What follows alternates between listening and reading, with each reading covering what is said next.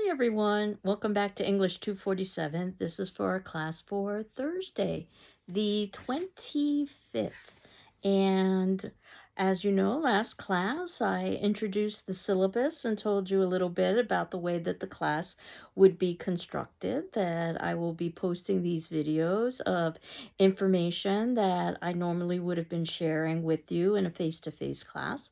And then we will have a discussion question at the ending of each of these videos for you to give a response, and that would be your attendance for that particular class. And then I will respond in turn, and you certainly are invited to respond to any of your peers' responses, but you're not required to. But I do ask that you read all of the responses and all of my responses to those responses to give you an idea of what the second part of the class would have been about, which would have been our discussion.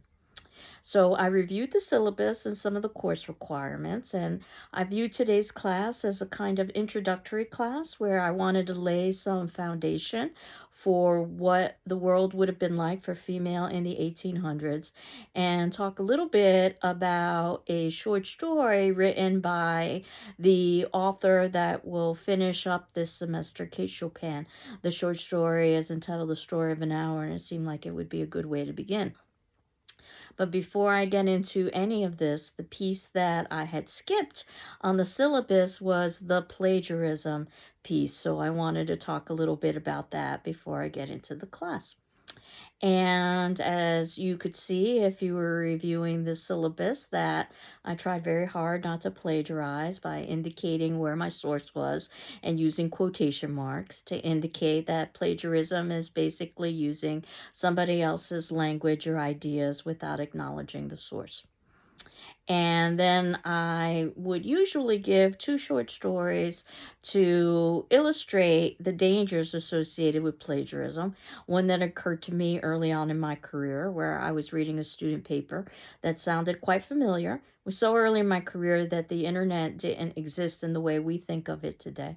So I wasn't able to use any of the resources that exist on the internet to help teachers determine if students are plagiarizing.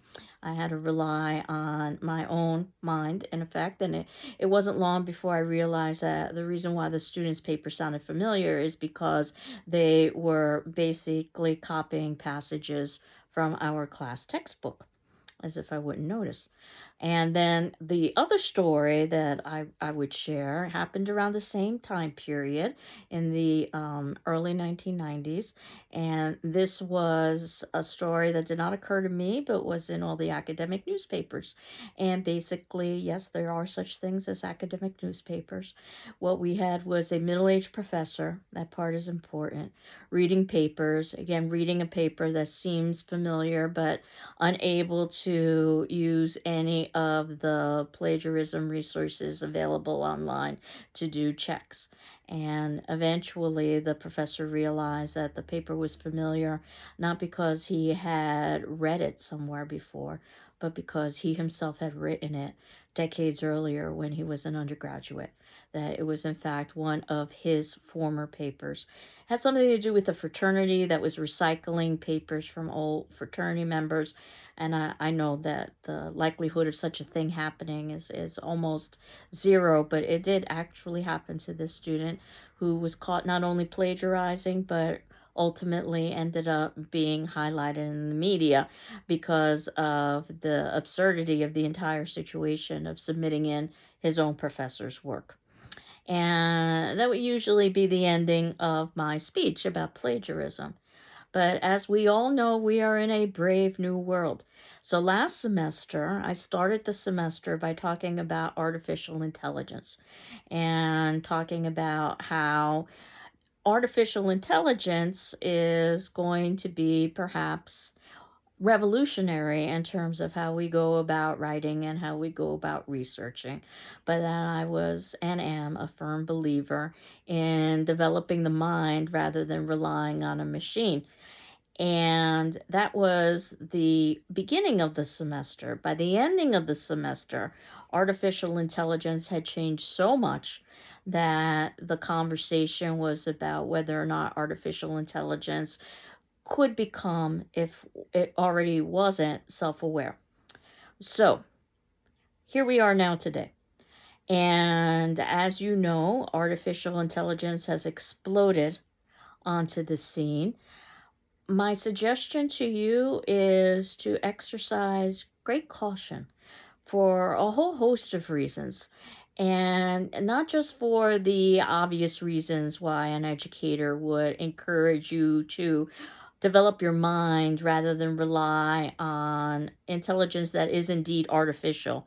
That the whole point of education is, in fact, to learn. But I don't think our society has really grappled with the social, the philosophical, and quite honestly, the economic consequences associated with artificial intelligence. And I'm always reminded of a quote from, of all places, Jurassic Park, because I do happen to teach media and popular culture. And the quote is just because you can, that doesn't mean you should. And my advice to you, at least in this particular class, and the way that this class has been constructed, is to see it as a learning opportunity and not as an exercise in which you are going to be using outside resources. In fact, what I would prefer is by the ending of the semester that you can, on your own, decipher these texts, that you don't need outside resources, including a teacher or classmates, in order to make sense of the writings of female authors or authors in general, especially in another century. So I'm well aware that we are going to be reading texts that might seem to be written in a somewhat antiquated manner.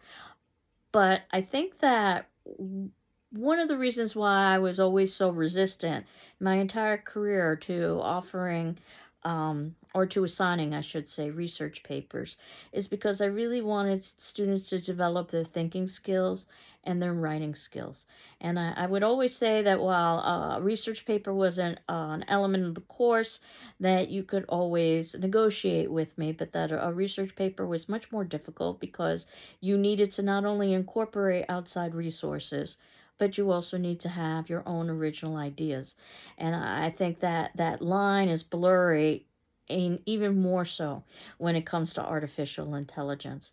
So, my suggestion to you is to avoid it altogether because there are a number of opportunities for you to improve your performance in this class without having to worry about grades. And I understand that that is perhaps one of the bigger issues with using resources such as artificial intelligence, is the concern of evaluation.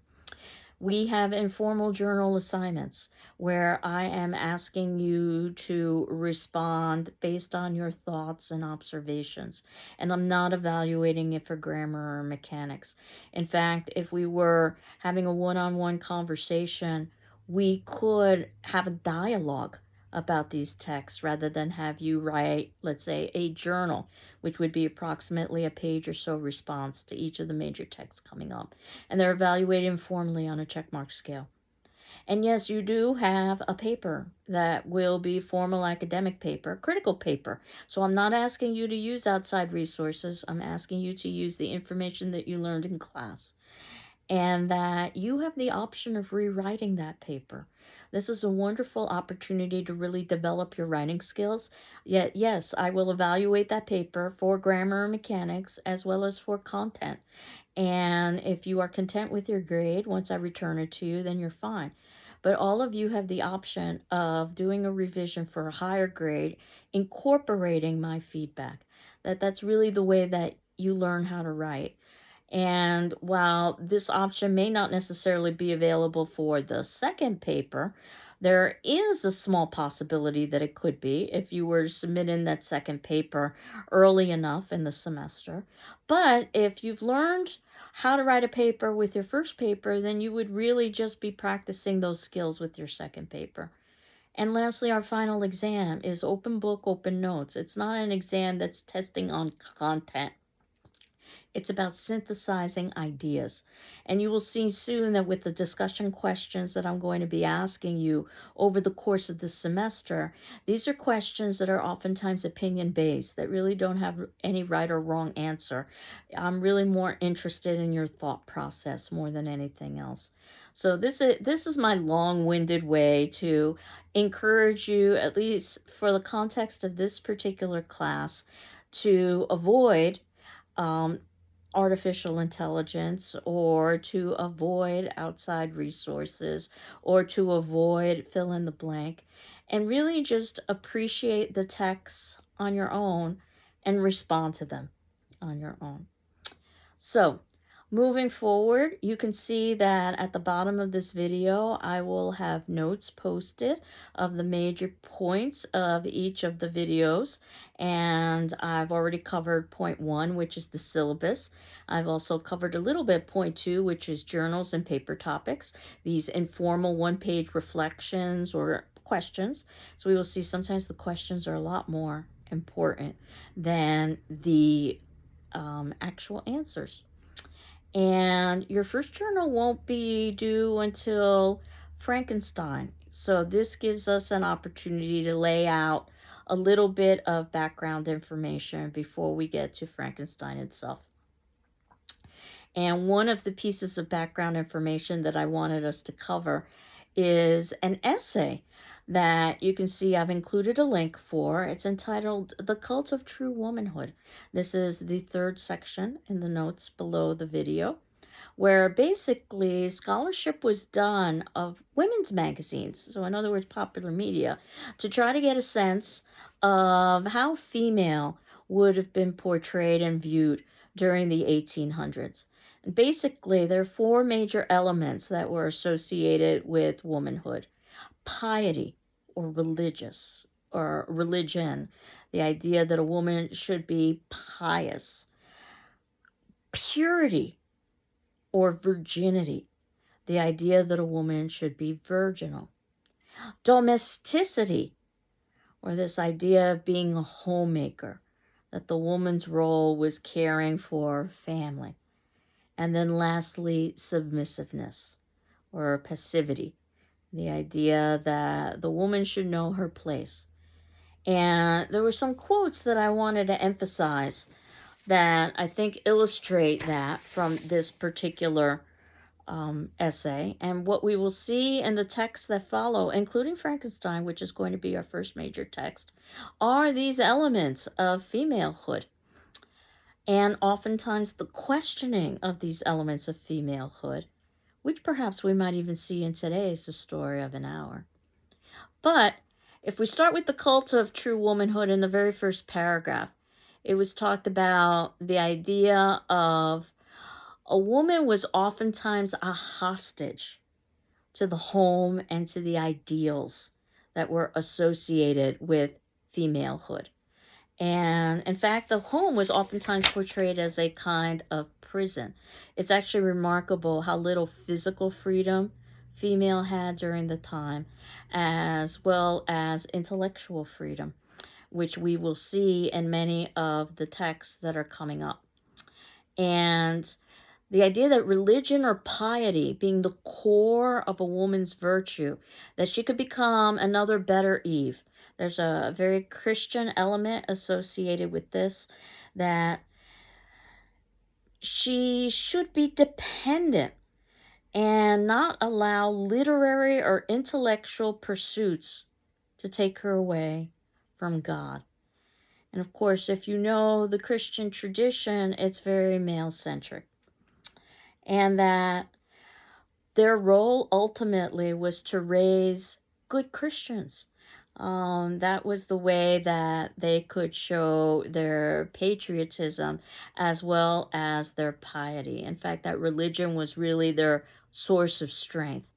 That said, think about some of the pushback that was occurring during this very same time, such as something that's seemingly as simple as dress reform, which was considered so radical at the time because if for no other reason, piety or religion was a kind of tranquilizer in order to keep a woman at home. And certainly her clothing helped to maintain her sense of entrapment. Just the fact of something like wearing bloomers or pants and the freedom that that would allow called into question everything that was associated with piety or submissiveness or domesticity. And as we continue on, the idea is that Mount Holyoke, a place that you might be familiar with because this is our area in effect, and we'll talk about this some more when we get to authors such as Emily Dickinson. Women's seminaries at the time, like Mount Holyoke, were aimed at aiding women to become religious as well as accomplished. In fact, and this is on page, well, I'm not sure if your web link has a page number associated with it. I do, page 153, that the Mount Holyoke Catalog promised to make female education a handmaid to the gospel and an efficient auxiliary in the great task of renovating the world. So, purity being so important as well, and you've probably heard of the dichotomy of the whore and the Madonna complex for female, that either the female is completely pure and she is the Madonna, or she's fallen and she's the whore, and that there is no in between. Marriage, and this is a quote, the marriage night was the single great event of a woman's life, when she bestowed her greatest treasure upon her husband, and from that time on was completely dependent upon him. Prior to that, it would have been a husband. An empty vessel without legal or emotional existence of her own. And if we think about the role of females weren't allowed to have property. Females weren't allowed to vote. In fact, females really weren't allowed to exercise most of the rights that we take for granted in our contemporary time. If you are a Shakespeare fan, then you are probably familiar with the play called The Midsummer Night's Dream, where, written in the late 1500s, early 1600s, it was very clear in Renaissance society that the role of female was to be virginal. And throughout the play, there always is this tension that female virginity could be taken or even given away willingly, but that would result in the destruction of the female. And it wasn't that long ago, actually, the 1980s, the early 80s, when at that point it was a Prince Charles who was marrying a Lady Diana, who became a Princess Diana. And in order for that marriage to occur, Lady Diana was required to visit the royal gynecologist to show that her hymen was still intact, to prove that she was indeed a virgin. In other words, that she would be worthy of marrying a prince. Of course, if you know anything at all about medicine, hymen has absolutely nothing to do with whether or not someone is sexually active. That isn't a foolproof way of being able to show the idea of lack of sexual activity. But that said, obviously things are quite different now, but the 1980s really weren't that long ago. And if we think about even some contemporary language, two words that start with the same letter, but they have very different connotations or associations with them. Slut and stud. And slut is usually associated with female and is viewed as a negative, a woman who is sexually loose or promiscuous, as opposed to a stud, usually associated with the male, usually seen more as a positive, about somebody who's virile. So even in 2023, there are conceptions about the role of female in terms of virginity and in terms of purity that I think are firmly embedded within our culture. Thinking about how all of this played a role, oftentimes when a woman would lose this virtue, madness would follow. Keep this in mind and when we are reading some of the texts that are coming up in this semester. Or at least there was the belief that madness would follow if a woman didn't follow the expectations of her time. There's irony involved with this because a woman's power was her sexuality, but also it was a woman's vulnerability as well. The woman's role would be to save the man from himself by not allowing him to corrupt her. Quote, men could be counted on to be grateful when women thus save them from themselves. And if a woman managed to withstand man's assaults on her virtue, she demonstrated her superiority and her power over him. For me, that's on page 156. So, we were discussing dress reform earlier. Think about the idea of the corset, how incredibly restraining that article of clothing is. And there were reasons why women would suffer from, quote, the vapors, unquote, during this time period. They would be so overcome with fatigue and lethargy that they would need to lie down. I mean, part of it was a social convention. We were seen as, again, being quite delicate creatures that needed to rest. But corsets could literally break ribs. There were women who were having trouble breathing. So you add a corset, and then you add layers and layers of clothing. Obviously, there isn't the opportunity for much physical movement going on. And again, think about contemporary times. Not so long ago, 2001, and the attack on the World Trade Center, where business people had to run out of the building or buildings in order to save themselves. And they were dressed in business attire, so no one was really dressed appropriately for running down the streets. But women were at a particular disadvantage because they were oftentimes wearing high heels. And while it certainly is not easy to run in dress shoes, it is much easier to run in flat dress shoes than it is in high heels. So even women's footwear has been designed in such a way to oftentimes limit or constrain physical movement. So we go on into this idea of submission, that perhaps this was, and this is a quote, the most feminine virtue expected of women. This is on page 158. So, that women should be passive, submissive responders. I actually will have several documents to share with you next class to illustrate that point. That man was, quote, woman's superior by God's appointment, if not an intellectual dowry, at least by official decree. This was the order of the universe. Again, in my version, page 159.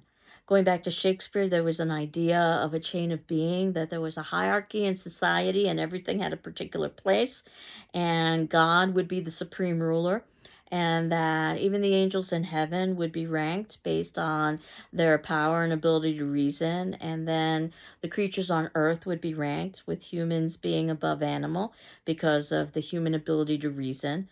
And within the human realm, then there would also be rankings, and men would be above women, sort of reinforcing this idea of the order of the universe, that a woman should be submissive and passive and in need of a protector. In other words, to be dependent, almost childlike in some respects. And the stereotypes of that passive female, or what we sometimes call the macho male, is something that also still exists in contemporary times. If you are familiar with Jean Kilbourne, she's a media scholar that's done several documentaries about how women are portrayed in advertising, Killing Us Softly, and she has several versions of that. You can see that although things have certainly changed over time, they've remained the same as well, and that female is oftentimes portrayed as submissive. Female is oftentimes portrayed from a sexual perspective. And again, I'm not telling you something that's particularly surprising. What perhaps is particularly surprising is that it's 2023, not 1923 or 1823 or 1723. 23. So, and that there are lots of theories as to why women were inferior, or perhaps just different, that their role was basically to work for love and affection, not necessarily to work to produce product, not necessarily to work for intellectual or physical stimulation, and certainly not to work for economics. Of course, one of the ways for a female to be dependent was to not have economic resources of her own. So a woman was to work in silence, unseen, being passive, responsive, and maintain, as I had said earlier, this kind of perpetual childhood where she sustained her husband's work, sustained his goals. Notice the assumption is that the only possible relationship is a heterosexual relationship, which says a great deal about the time period as well. Reverence his wishes, even when you do not his opinions, is a quote that I'm reading from page 160. So, talking a little bit about the idea of submitting to fortune, God's will, fate, sort of an outside force. The idea that female didn't have much autonomy or much agency led to the idea of a woman occupying herself only with domestic affairs. Or at least that's what a woman should occupy herself with. And yet, we spend this semester reading a slew of female authors who were doing the exact opposite. They were engaged in writing texts. And one of the interesting things, and I think we've seen this very much so in contemporary times, the threat of education and the threat of knowledge. In fact, there's one statement in The Cult of True Womanhood that warned against the dangers of books. This would be on page 166 for me. No matter what later authorities claimed, the 19th century knew that girls could be ruined by a book. The seduction stories regard exciting and dangerous books as contributory causes of disaster. The man, without honorable intentions, always provides the innocent maiden with such books as a prelude to his assault on her virtue. Books which attacked or seemed to attack women's place in society were regarded as equally dangerous. And in fact, one reviewer wanted to keep books out of the hands of American women because women were so susceptible to persuasion. Keep that in mind because we are going to be reading a text called Persuasion. With their gentle, yielding natures, that they might listen to the bold ravings of the hard-featured of their own sex. The frightening result, such reading wouldn't settle them for their true station and pursuits, and they'd throw the world back again into confusion. And I just think about all of the controversies associated now with book bannings. So, a true woman's place was at the fireside as a daughter, a sister, a wife, a mother, engaging in social and familial duties. There was something that was almost like a sedative in the home itself, much like religion. And it offered a security not only from the dangers of the world, but also from the dangers of autonomy and independence. And female should serve as comforter in terms of her role in the house, and also nurse. More irony here, and that a woman's power could be as healer. And this place, the sick room, was where we would see a female's higher qualities of patience, mercy, gentleness, housewifely arts, but also a certain level of competence. So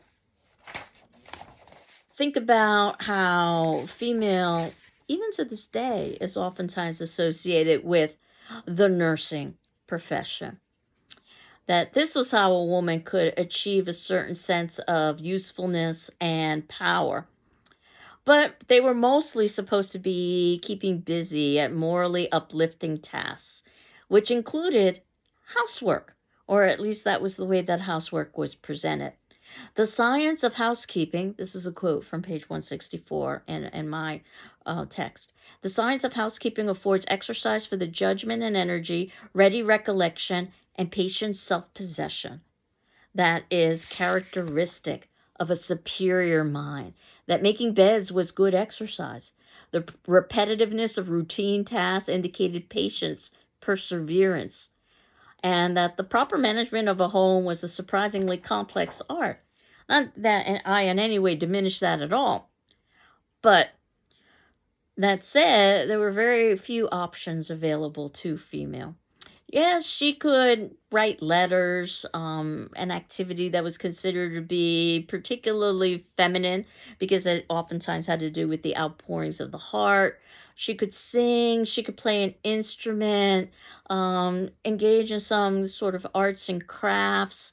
But what was of grave concern at the time was the seemingly dangerous addiction females were becoming addicted to, of all things, novels. According to the literature of the period, that a woman should avoid them since they interfered with serious piety. And if she couldn't help herself and needed to read these novels, she should choose edifying ones from a list of morally acceptable authors. And it reminds me of today's controversy about book bannings. And she should study history since it showed the depravity of the human heart and the evil nature and the evil nature of sin on the whole. Religious biography was best. Women's magazines were fine because they really reinforced the ideal of femalehood, but anything that had a literary element to it was suspicious. And of course, what we've got are women that are producing literary works this semester, not just reading these literary works. These blue stockings, as they were known, women who basically were educated, who were literary. And there were all kinds of stories about domestic tragedies in which young girls were somehow corrupted by outside forces, meaning males who had some sort of physical or sexual intent towards them and would take away their purity, or activities that would take away their ability to be submissive or passive.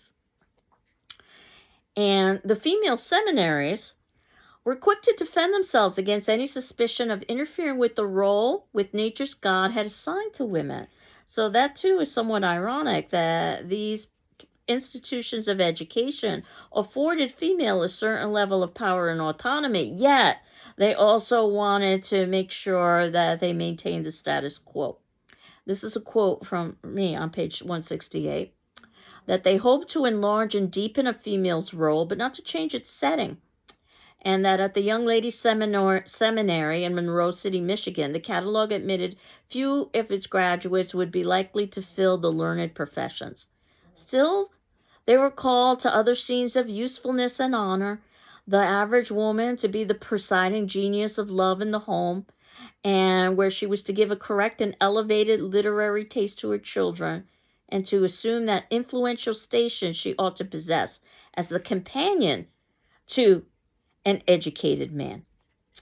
In fact, Mount Holyoke itself paid tribute to these domestic skills, stating, quote, and this is also for me on page 168, let a young lady despise this branch of the duties of woman, and she despises the appointments of her existence, God, nature, and the Bible, enjoying these duties on the sex, and she cannot violate them with impunity.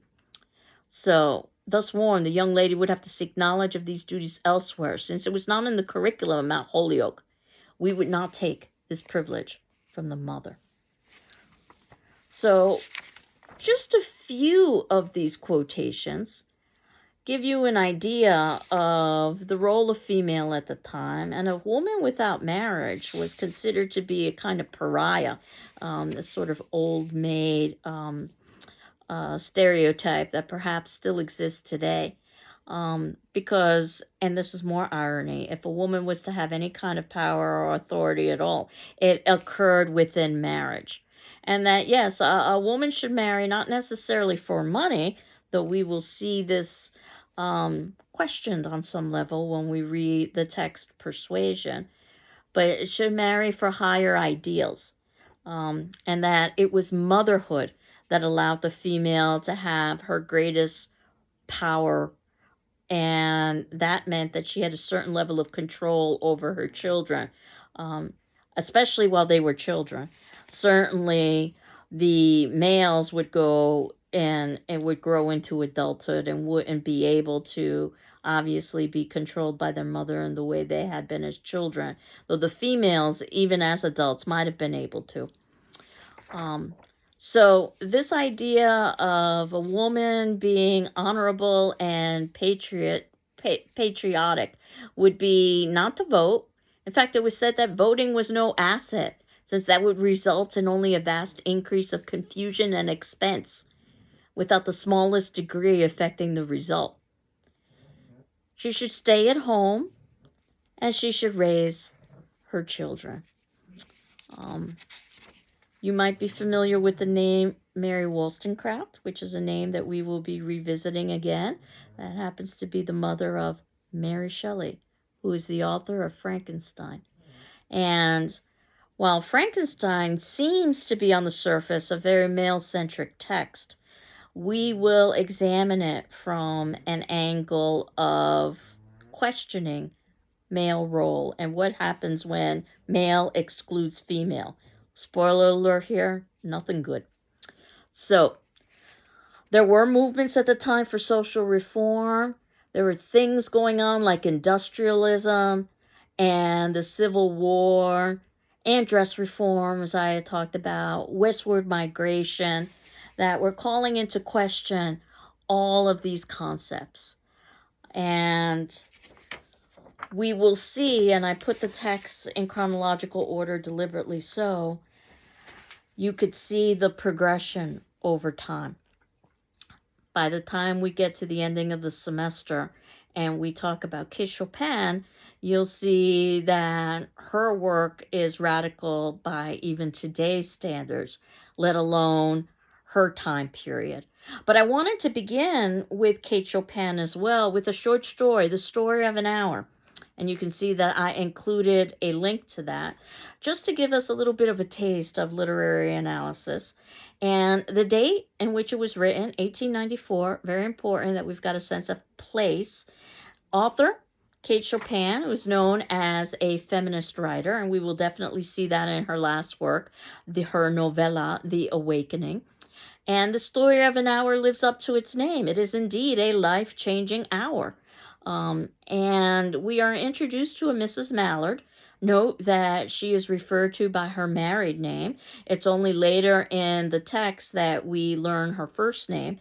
The plot of the story, rather simple in that we are told that her husband has died in a train accident. And when she learns this, she goes off to be by herself, which would have been considered unusual at the time, and has an epiphany that even though she's mourning and she does feel sadness, she also feels a sense of release and freedom. And perhaps we can understand that after we've discussed the role of female in the cult of true womanhood. What ends up happening, our twist ending, is that it was all a mistake and her husband is not dead.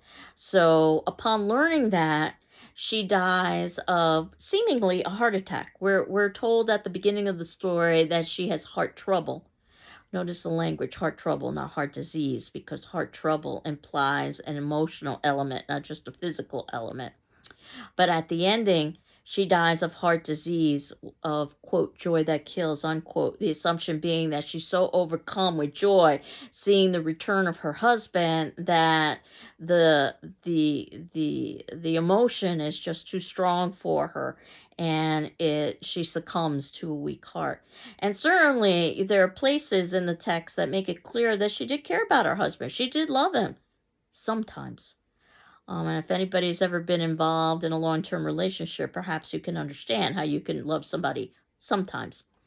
But this idea of her feeling not just perhaps relief or joy that her husband is alive, but also sadness and despair that her husband is alive, is something that the other characters in the story don't know, but we know because we get to spend time alone with Mrs. Mallard, who ends up getting her first name, Louise. And notice how the root of Louise is Louis, which is a male root, and the same with her sister Josephine. The root of Josephine is Joseph, a male root, sort of reinforcing the idea of the prominence of male during this time period. So this is a very deliberately written text. Even the fact that the surname is Mallard, which is a kind of bird. Kate Chopin loves to use bird imagery, oftentimes to represent female. This occurs in many of her works, that a bird can be trapped in a cage, but also can be released and exercise its freedom and fly. A mallard is also quite a common bird, a duck in effect, and one might say that the situation of female that we learn about in the story of an hour is quite common, that Mrs. Mallard had never even contemplated the idea of being single. And now that she has this possibility as a widow, she's realizing that perhaps more positives are associated with it than negatives. One of the things we'll talk about with persuasion is that while it was quite common for men who had lost their spouses to remarry, it was much less common for females who had lost their spouses to remarry, especially if it turned out that there weren't heirs or children. Notice that we're not given any reference to that in the story of an hour. So one assumes that the property would have ultimately gone to Mrs. Mallard, or now known as Louise. In other words, she might have some element of economic independence now that her husband is gone, that she wouldn't have had if her husband were still alive. Perhaps one of the reasons why she feels a sense of joy, or at least hope, when she is alone by herself in her room with all kinds of symbols of freedom. An open window. A window looks onto the outside. It's open, so not closed. The idea that now she perhaps is contemplating the world outside of the home, which could be seen as a kind of place of imprisonment. She sits in an armchair. An armchair is made for one person, an individual. The armchair is roomy and comfortable as well. She's looking out at an open square. Again, all of these symbols of openness and freedom. It's springtime, a time associated with rebirth, renewal, rejuvenation. There's sparrows. Again, more bird imagery. Yes, there's rain, but the rain is passing to blue skies. And even the rain can be seen as a positive, a kind of cleansing or a washing for a new beginning. Even reference to directions, things like the west. So you could think about westward expansion, as I had mentioned earlier, and this idea of going to new territory. The sun, the rising and the setting of the sun. We could think about that as also representative of Mrs. Mallard, that this is going to be the ending of a life, or form of life, as a Mrs. Mallard, and the beginning of a new life, a life of a Louise. That she's young, but she's repressed, not so much because Brently Mallard has done anything in particular. She talks about his kind, tender hands, and he never looked save with love upon her, but just the institution of marriage itself, especially during this time period. And she says that she feels free, body and soul free. But before this, she feels this feeling creeping towards her. There are all kinds of negative associations with creeping. This isn't something that she's necessarily wanting, at least on a conscious level. But she knows that now she can live for herself. And perhaps my favorite quote of the text, quote, "No powerful will would be bending hers in that blind persistence with which men and women believe they have a right to impose a private will upon a fellow creature," unquote. And the reason why this is one of my favorite quotes, because it's not just about the role of female in marriage. This quote suggests that this is about the institution of marriage as a whole, and that both partners can experience repression. There would be, quote, "no powerful will bending hers in that blind persistence with which men and women believe they have a right to impose a private will upon a fellow creature, unquote. And even she admits that she loved them, albeit sometimes, but now she has a hope of spring and summer days, again, seasons that are oftentimes associated with hope, renewal, rebirth. But of course, when it turns out that her husband returns alive, because it was all a terrible misunderstanding, she dies of, quote, joy that kills, unquote. And again, the irony there, and that, yes, there might have been relief, but we also know things about her that Richards and her sister do not know. And note how little information we get about Richards or Josephine, because K. Chopin doesn't want us to focus on these characters, so we can't really speculate about them. The focus should be on Mrs. Mallard and the epiphany she has about marriage and the role of female in marriage. So, our attendance question, which will be posted in our class discussion forum, but you can see this in the notes below, that this is after section 5. And this would be due on the 27th, Saturday, 9 a.m. Again, if you need additional time, please let me know. Did you like or dislike Chopin's ending of, quote, joy that kills, unquote, in the story of an hour, and why? Again, there's no right or wrong answer about this. I'm really more interested in your thought process and your reasoning than anything else. So going back to the beginning of the class and talking about plagiarism, and yes, there are multiple resources to help students plagiarize, and yes, there are an equal number of resources to help professors determine if students are plagiarizing, and the battle is on with artificial intelligence on both ends of the spectrum to both provide information to students, but also provide information to instructors about students. What I suggest is just to step away from all of it and just to enjoy these texts and to respond to them in your own way and to learn from your classmates and rely on that rather than a computer. So, our next class is going to be about Frankenstein, and we've got a week devoted to Frankenstein.